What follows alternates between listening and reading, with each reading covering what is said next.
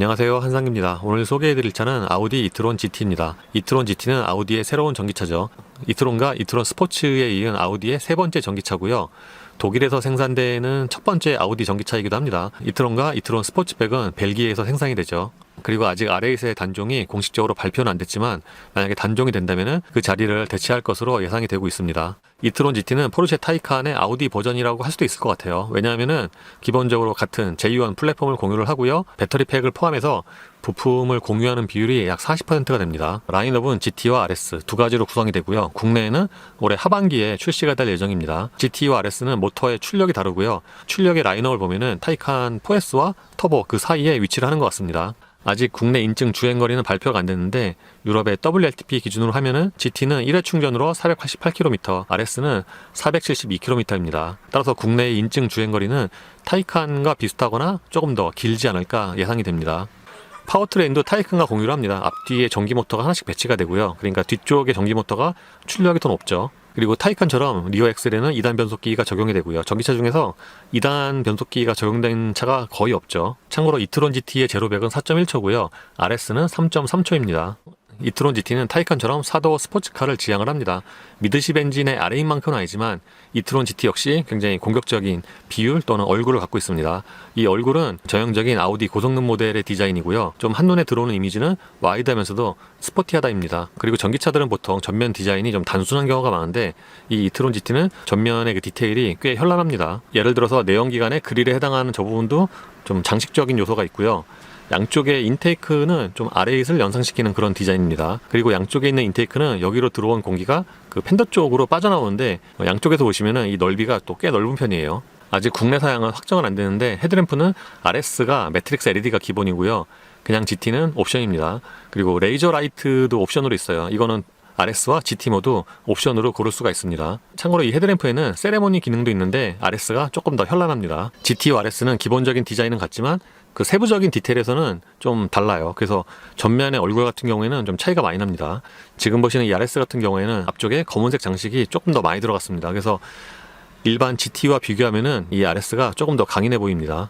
이트론 GT는 4도 스포츠카를 지향을 하는데 따라서 이 측면의 실루엣도 꽤 스포티합니다. 그리고 형제차인 타이칸과도 거의 비슷하고요. 물론 차체 사이즈는 조금씩 차이가 있습니다. 예를 들어서 타이칸과 비교하면은 전장과 전고는 조금씩 더 커요. 반면에 전폭이나 휠베이스는 거의 같고요. 따라서 측면에서 보는 실루엣은 타이칸과 거의 비슷합니다. 참고로 서스펜션은 기본이 가변 댐핑이고요. 3챔버 에어 서스펜션은 옵션으로 고를 수가 있습니다. 그리고 리어휠 스티어링도 GT와 RS는 옵션이죠. 참고로 이트론 GT는 굉장히 매끄러운 바디라인을 자랑을 하는데 공기저항 계수도 0.24로 굉장히 낮은 편입니다. 이트론 GT의 바디는 세단인데 뒤에서 보면은 좀 패스트백 같은 그런 디자인이에요. 실제로 뒷유리가 같이 열리진 않습니다. 트렁크에는 속도 감음형 스포일러가 포함이 됐고요. 이 스포일러가 전개가 되면은 그 일어서는 그 앵글이 좀 있는 편이에요. 그리고 이 차의 성격에 맞게 범퍼 하단의 디퓨저의 디자인도 꽤 공격적입니다. 다른 차들에 비하면은 이 디퓨저의 디자인은 좀 복잡해 보입니다.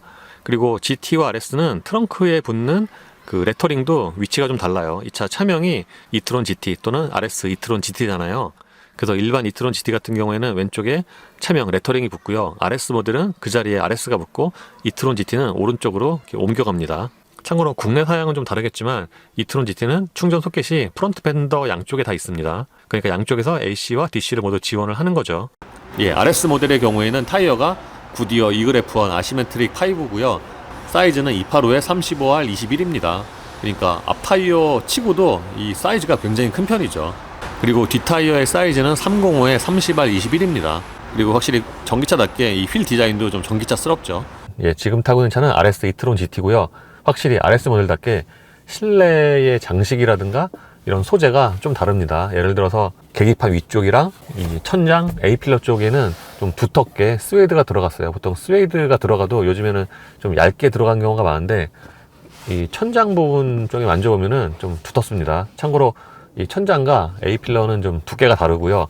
그리고 이 계기판 위쪽에도 스웨이드가 적용이 되니까 확실히 좀 시각적으로 좀 스포티하죠. 이트론 GT의 실내는 좀 스포티합니다. 아무래도 이런 카본이라든가 스웨이드 같은 장식이 있어서 그런지 시각적으로 봤을 때 좀 스포티하고 특히 대시보드가 앞쪽으로 좀 쭉 뻗어 있는 게 특징입니다.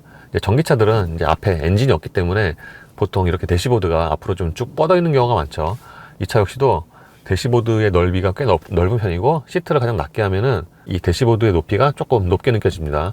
그리고 좀 장식적인 요소가 있는데, 대시보드 양쪽에 보시면은 이렇게 이게 소위 말해서 그 랩 어라운드라고 하죠.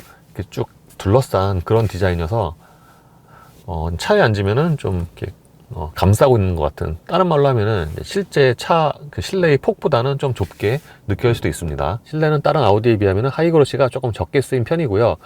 이 대시보드 앞쪽에는 또 카본이 들어가서 이게 시각적으로 이제 꽤 스포티합니다. 그리고 표면이 굉장히 좀 매끄럽게 처리를 했어요. 모니터는 10.1인치가 적용이 됐습니다. 이 실내 디자인은 이제 다른 아우디와 다른 좀 새로운 디자인인데, 이 모니터의 경우에는 이제 사이즈가 다른 아우디와 같은 10.1인치니까 약간 좀 아쉬울 수 있죠. 근데 이 모니터가 돌출형이 아닌데도 불구하고 높이가 꽤 높아요. 그래서 운전석에 앉으면은 모니터를 바라보는 시야가 밑으로 잘 많이 안 내려갑니다.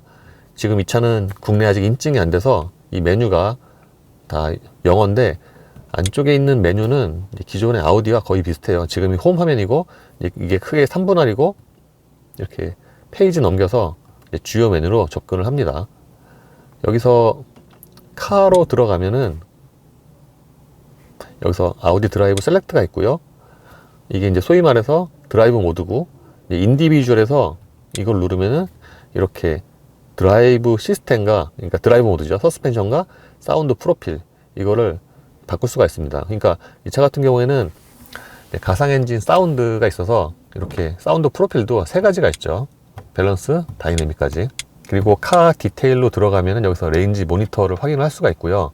여기서는 충전과 관련된, 또는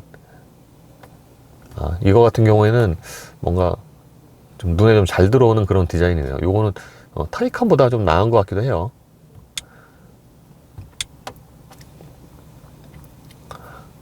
회생제동이 오토매틱이랑 매뉴얼 2가지가 있군요.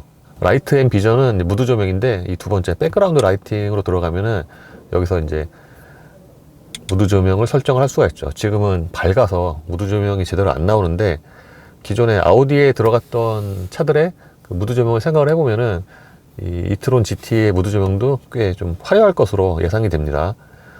여기서 인디비주얼로 들어가면은 이렇게 각각 색상과 그 부위별로 밝기를 개별적으로 조절할 수가 있습니다. 이거 같은 경우에는 발치고요.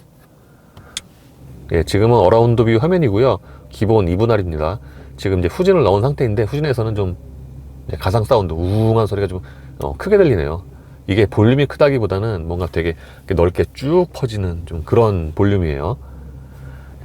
이게 위에서 내려다보는 탑뷰고요. 여기서 이제 3D를 누르면은 이렇게 회전을 시켜서 사방을 다 둘러볼 수가 있습니다. 그리고 이 버튼을 누르면은 이렇게 자동으로 자기가 이렇게 회전을 하고요. 그러니까 이런 메뉴 같은 경우에는 기존의 아우디와 거의 동일합니다. 공조장치는 모니터 바로 아래쪽에 있습니다. 이게 모니터보다 살짝 안에 들어가 있잖아요. 그래서 이 상단 부분이 살짝 좀 가리는 느낌은 있어요.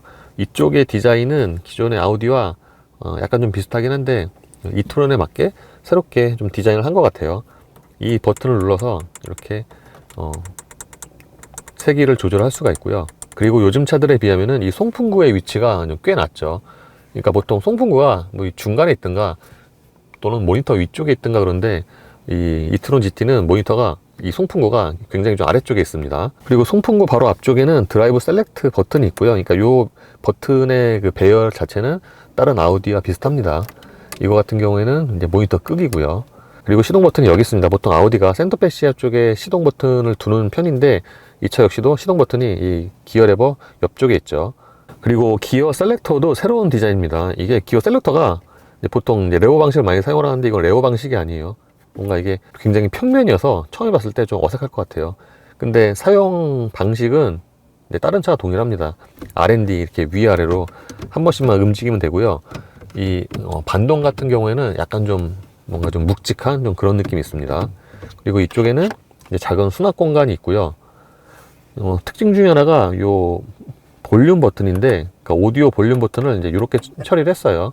이게 이제 오디오 볼륨 버튼이기도 하고, 이제 선곡 버튼 같이 있는 거죠.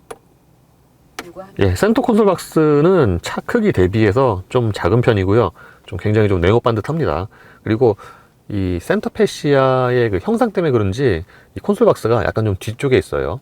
운전대는 이 차의 성능이나 성격에 맞게 굉장히 좀 스포티합니다. 기본적으로 하단이 깎인 D컷 스타일이고요. 그리고 이 림에는 재활용 가능한 스웨이드가 적용이 되어 있는데, 이 시각적인 것 뿐만 아니라 만졌을 때 그런 촉감, 그리고 보통 이제 가죽이 적용되면 만졌을 때 뿌드득 소리가 나잖아요. 근데 이 차는 만져도 이런 소리 같은 게 전혀 없습니다. 그리고 차 크기 대비해서 그 림의 두께는 약간 좀 얇은 편이고요. 손에 잡히는 감각은 굉장히 좋습니다. 그리고 패들 시프트 같은 경우에도 디자인이 좀 독특하죠. 여기 보시면은 패들 시프트의 상단에 약간 또 구멍이 뚫려 있고요. 플라스틱이 아니라 또 금속입니다. 그래서 이렇게 조작했을 때의 그런 그 조작감이 또 꽤 좋아요. 그리고 RS 모델의 경우에는 이 하단에 RS 배지가 또 따로 있고요. 스포크에 있는 그 버튼의 인터페이스는 기존의 아우디와 동일합니다. 운전대 조절은 전동이고요. 계기판은 기존의 아우디에서 많이 보던 디자인이죠. 기본적으로 화질이 좋고요. 드라이브 모드에 따라서 이렇게 계기판 디자인이 바뀝니다. 이피션시와 컴포트는 그렇게 차이가 많이 안 나고요. 그리고 이 가운데 부분에서는 트랙 컴퓨터를 비롯한 주요 정보가 표시가 되고요. 뷰 버튼을 누르면은 내비게이션을 전체로 띄울 수도 있죠. 예, 기능성으로 보면은 실내에서 시트가 가장 좋지 않나 싶습니다. 제 기준으로 몸에 좀 딱 맞는 그런 사이즈고요.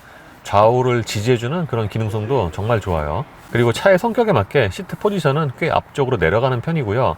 그래서 차에 앉으면 좀 이렇게 잠기는 것 같은 그런 포지션이 나옵니다. 기본적으로 좌판의 길이는 그렇게 짧지가 않은데 앞쪽으로 이렇게 연장하는 기능도 포함이 되어 있고, 그 연장되는 폭도 꽤 큰 편이에요.